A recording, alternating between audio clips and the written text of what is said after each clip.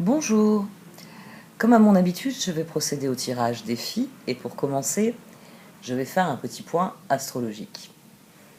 En effet, ces 15 derniers jours de septembre vont être marqués par le début de la rétrogradation de Mars en Bélier. C'est une rétrogradation qui va durer jusqu'en novembre, donc on va s'y habituer, promis, on va s'y habituer dans une certaine mesure. Tout le mois d'octobre, on va y avoir droit. Mars, la rétrogradation de Mars est très particulière. Elle est très particulière parce que Mars va donc être en Bélier, le premier signe du zodiaque, et il est donc opposé à la Balance, où le Soleil va se trouver pendant un mois. Le Soleil va donc rayonner sur la maison de la Balance, mais il va forcément porter son regard vers l'autre signe, celui qui se trouve en face de lui, en opposition. Et qui plus est, Vénus, Mercure, vont venir mettre leur regard par-dessus l'épaule du Soleil et regarder eux aussi en direction de Mars. Mais Mars ne va pas beaucoup se préoccuper finalement de ses opposants. Mars est très occupé avec ce qui se passe dans le stellium qui se trouve en Capricorne. Mars, il veut savoir. Il veut savoir où Saturne veut en venir. Il veut savoir quelles sont les ambitions de Jupiter. Et il se demande pendant combien de temps Pluton va-t-il encore mettre la pagaille dans tout cela.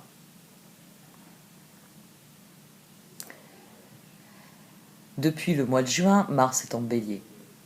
C'est la planète, c'est le signe que cette planète gouverne, pardon. C'est un transit important parce qu'il dure jusqu'en janvier 2021. Mars est la planète de l'action et de l'énergie. C'est la planète qui nous aide à rester motivés, à faire avancer les choses.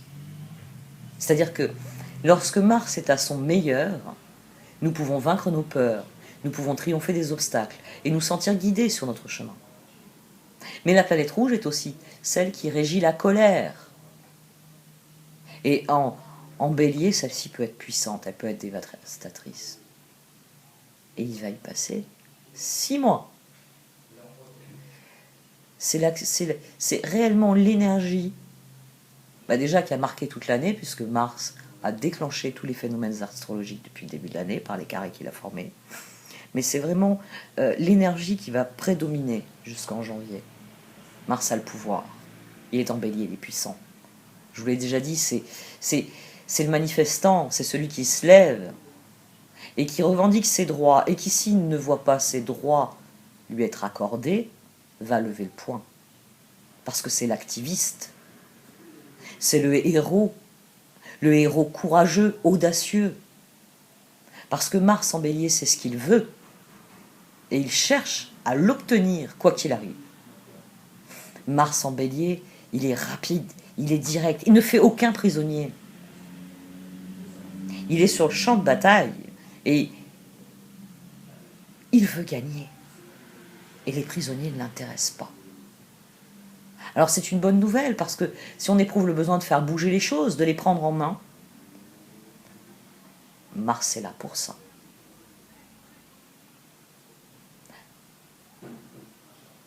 En rétrogradant, Mars nous donne l'opportunité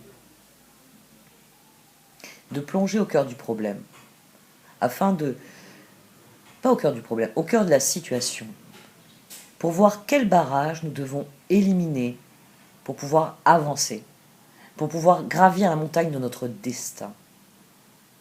Traditionnellement, lors de sa rétrogradation, c'est le moment de battre en retraite et de retravailler sa stratégie, de rassembler ses troupes pour qu'elles reprennent des forces afin de se tenir prêts à repartir à l'attaque lorsque Mars décidera que c'est le bon moment pour être de nouveau direct.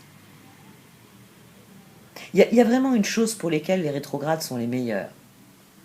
Refaire, réviser, revisiter, rénover, repenser, reconsidérer, reprendre les choses, les reprendre depuis le début, afin de voir quelle est la meilleure action pour que les choses évoluent de la meilleure manière. Sur le plan personnel, vous pouvez regarder dans votre thème natal où se situe Mars. Il tourne rétrograde à 28 degrés Bélier. Il va donc remonter depuis le 28 degrés Bélier jusqu'au 15 degrés Bélier, où là il redeviendra direct. C'est là que se trouvent les thèmes, les domaines de la vie qui vont être impactés par cette rétrogradation. Il sera important de bien choisir vos batailles au cours des prochains mois, afin de ne pas perdre votre temps ou votre énergie. Les thèmes de la rétrogradation de Mars ont ceci en commun qu'ils concernent un sentiment d'impuissance, un sentiment de manque de contrôle ou de force. Mars rétrograde, c'est vraiment un moment où vous ne pouvez pas avancer aussi vite que vous le souhaiteriez. Vous devez apprendre la patience, parfois elle est dure. Mais si vous prenez soin de vous, de votre bien-être, si vous prenez soin de vraiment considérer et reconsidérer les choses, c'est un excellent moyen de trouver de nouvelles méthodes pour réaliser ce que vous voulez réaliser. 2020 nous apprend à examiner un peu plus consciemment ce que nous pouvons et ne pouvons pas faire. C'est une année qui exige que nous soyons flexibles dans notre réflexion et dans notre mode d'action. Parce qu'il est temps de trouver une nouvelle façon de faire bouger les choses. C'est un transit, je vous l'ai dit, il est très particulier parce que avec ce T carré qu'il forme, avec les planètes qu'il a en face, le Soleil, Vénus, Mercure, et les planètes surtout, dans le stellium, Mars les dynamite depuis le début de l'année. Donc c'est une période où vous devez rester actif, où vous devez cultiver votre indépendance, même combattre pour vos droits. Mais surtout, il s'agit d'avoir du recul sur la situation pour voir les plans B, les solutions qui se trouvent en réserve et que vous n'avez peut-être pas vu la première fois où vous vous trouviez à l'endroit où vous vous trouvez aujourd'hui. Parce que les énergies de Mars sont de retour. Et là, je parle du moi, je ne parle plus de la planète. C'est une période qui est particulière parce qu'elle nous impacte tout autant individuellement que collectivement. Il y a un échec collectif. Et dans une certaine mesure, il y a aussi un échec individuel. Il s'agit de l'accepter, d'apprendre de nos erreurs et d'arrêter de courir dans la mauvaise direction. Il s'agit de voir la situation pour ce qu'elle est afin de réajuster nos plans, nos projets. Si vous avez de grands projets en cours, si vous êtes en train de préparer quelque chose, concentrez-vous sur vos préparatifs et soyez prêts pour la mi-novembre, parce que Mars sera de nouveau opérationnel. Et là, il vous portera sur les derniers mois, il voudra que vous agissiez. Mars est le souverain naturel, s'il en est du Bélier, parce qu'il a une énergie qui est forte, qui est impulsive, qui est impatiente. Mais avec cette période rétrograde, il vient nous permettre de faire une pause, parce que en bon général, il sait qu'il y a des moments où il faut donner du repos aux troupes. Et il faut reconsidérer tous les derniers mouvements qui ont été effectués au cours des derniers instants, on va dire. Il s'agit d'établir un meilleur plan d'action au lieu de passer à l'action. Parce que un plan d'action, ça aide. Cela permet de canaliser le potentiel de transformation qui existe. Et c'est indispensable en ce moment avec le stellium en Capricorne. Le Capricorne est naturellement gouverné par Saturne, qui fait partie du stellium. Et avec Saturne, vous devez faire les choses de la bonne manière et pour les bonnes raisons. Être imprudent et irréfléchi est un moyen sûr de s'attirer les foudres du grand sage, de l'austère Saturne. Mars l'a bien compris.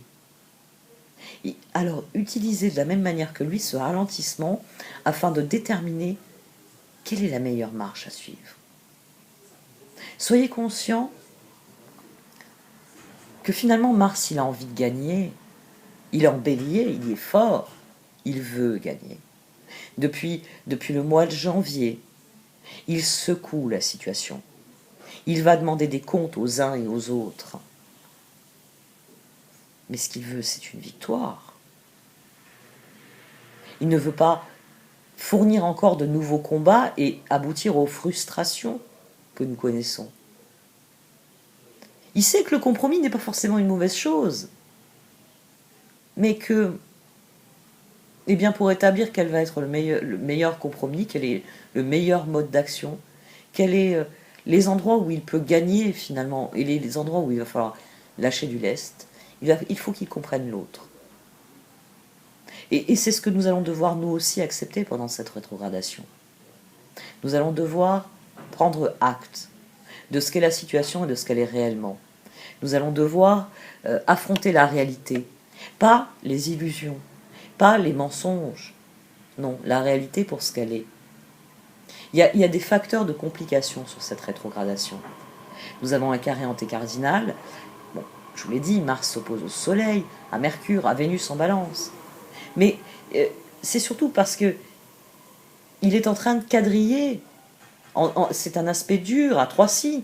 Il quadrille tout ce stellium du Capricorne que forment Jupiter, Saturne et Pluton. Et ces 3 planètes, elles sont occupées à quoi? Eh bien, elles sont décidées à détruire les structures obsolètes, néfastes, qu'a créé le statu quo dans lequel nous nous trouvons. Une bonne chose sur cette énergie, une bonne raison d'appréhender positivement cette rétrogradation, c'est le fait que Mars est conjoint à la Lune noire en Bélier sur ce transit. Et ça nous aide à nous relever. La Lune noire, Mars, en Bélier. Il s'agit de l'individu. Il s'agit de cet élan qui pousse à se battre, à se défendre, à prendre position, ce qui est une bonne chose. Alors c'est vrai, ça peut conduire à de mauvais choix en termes d'action. Mais Mars rétrograde est là justement pour que vous définissiez un plan d'action qui aille dans le bon sens, dans la bonne direction. Il s'agit de ne pas être dans l'impulsion et dans l'impatience, mais d'être plus intelligent sur le comment, le pourquoi, le où, le quand nous agissons.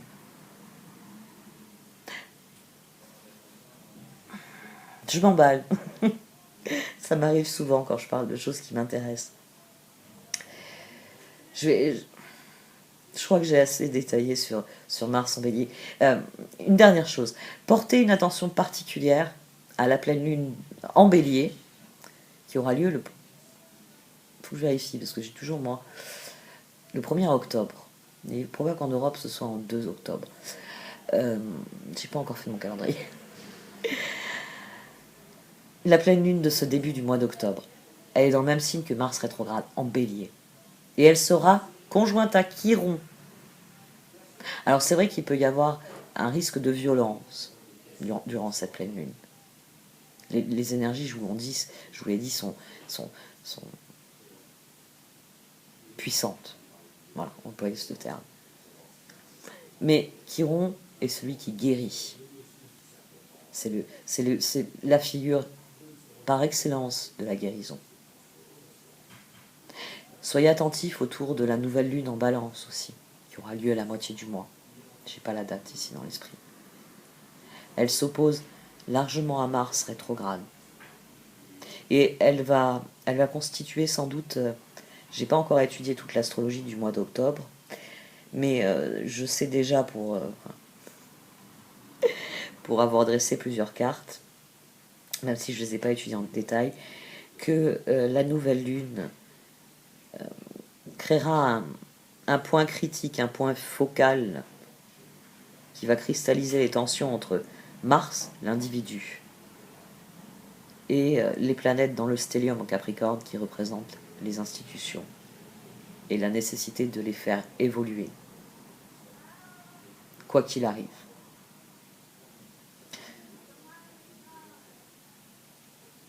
C'est une année où individuellement nous n'avons pas beaucoup de pouvoir sur le collectif. Nous avons un pouvoir, mais il est local. Tout est pris en main par... Tout est confisqué, finalement. C'est pas l'individu qui agit, c'est les gouvernements.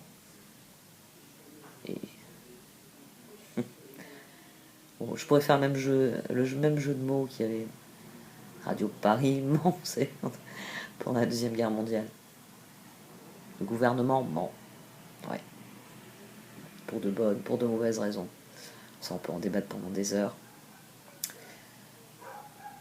On peut tout simplement conclure qu'un mensonge n'est jamais bon à prendre. Nous pouvons agir, oui, nous pouvons agir. Nous pouvons descendre dans la rue, nous pouvons agir. Nous pouvons nous faire entendre, nous pouvons nous unir pour nous faire entendre. Sur le point de vue individuel, hors de toute considération quant à ce que vous pensez de l'évolution du collectif, soyez conscient que c'est une année où vous pouvez réellement prendre votre destin en main sur le plan individuel, les choix que vous faites au quotidien. Considérez vos choix attentivement. Si vous voulez obtenir un résultat différent, faites des choix différents. Si vous voulez que les choses évoluent, regardez en direction des évolutions que vous voulez obtenir. Mars vient vous apporter cette bénédiction-là. La possibilité d'établir un plan de bataille, là, pendant les 2 prochains mois, et de le mettre en œuvre à partir de la mi-novembre. Et normalement, quand en janvier il passera en taureau, il viendra pérenniser, ancrer ce qui aura été créé pendant cette période en bélier. C'est un transit crucial. Alors soyez attentifs à la qualité de vos intentions sur ce transit. Je vais procéder au tirage maintenant. Merci de m'avoir écouté.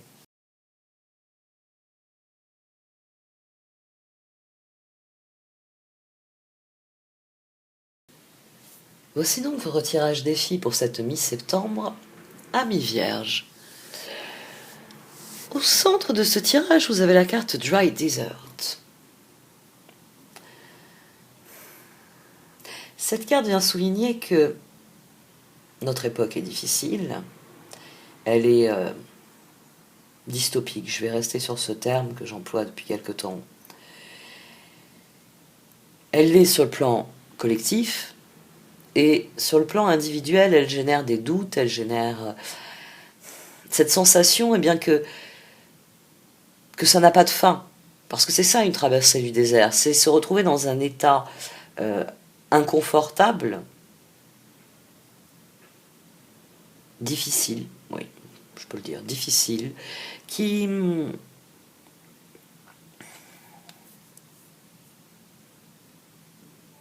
a tendance à décourager.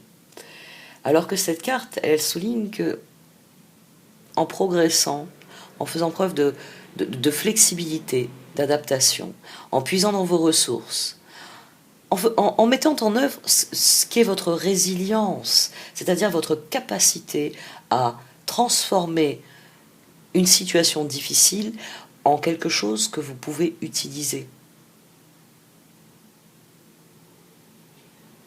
C'est ainsi que vous atteindrez l'oasis ici qui se profile.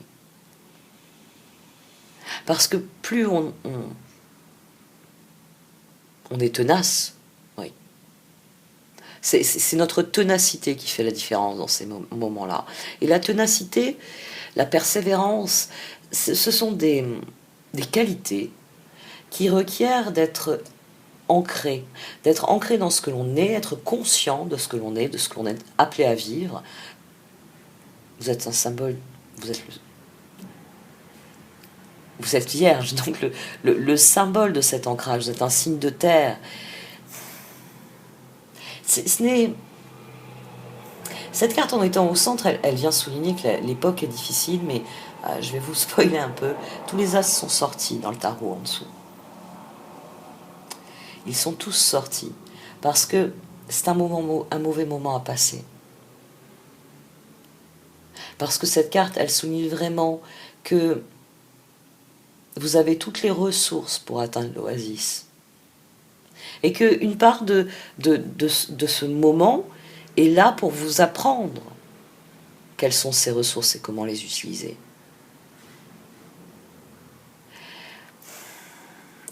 Cette carte parle d'une situation à son niveau macro. C'est-à-dire que sur le plan général, sur l'ensemble des choses, plus rien ne fonctionne comme avant. Plus rien n'évolue comme cela devrait, ou comme nous l'avons toujours connu. Celle-ci, l'action nécessaire au progrès, vient vous dire d'être dans les détails. Alors il ne s'agit pas de commencer à ausculter chaque grain de sable. Il s'agit d'avoir conscience. Ce tirage, il vous encourage à prendre conscience de comment les choses se relient entre elles. C'est-à-dire que ça, en étant une sensation générale, difficultés, toutes les difficultés auxquelles nous sommes tous confrontés, génèrent ce sentiment-là. Ce sentiment que ça n'aura pas de fin, que cette année est là pour nous tester. Beaucoup en sont convaincus, mais que certains sont en train de baisser les bras, ne croient plus à une amélioration des choses. Tout ce tirage, il vous conseille de voir la situation dans son ensemble pour voir les détails, pour voir comment les choses se connectent entre elles. Comment certains choix, certaines décisions, certaines situations génèrent leur propre force d'inertie. Votre ressource, ça va être de voir clair dans une situation qui est généralement, c'est-à-dire, non, pas généralement, qui est globalement bloquée. Vous avez tous les éléments, toutes les informations, toutes les ressources pour, je vous l'ai dit, prendre un nouveau départ. Ce tirage est vraiment très particulier parce que tous les as sont sortis. Il vient de dire que vous êtes le magicien. Tout est entre vos mains. Et cela ressort dans la carte de conseil et dans la carte de résultat. Ce sont deux cartes qui, dans cet oracle, soulignent que vous êtes votre propre, j'allais dire outil, oui, vous êtes votre propre ressource. Que ce que vous portez en vous est appelé à rayonner, à être libéré, qu'il s'agit d'avoir confiance en vous, qu'il s'agit de baigner dans votre conscience supérieure, d'être conscient de ce qu'il y a de meilleur pour vous, d'être conscient que après une traversée du désert, vous arriverez à l'oasis, vous arriverez à une époque plus fluide parce que les énergies, la vie aura repris ses droits.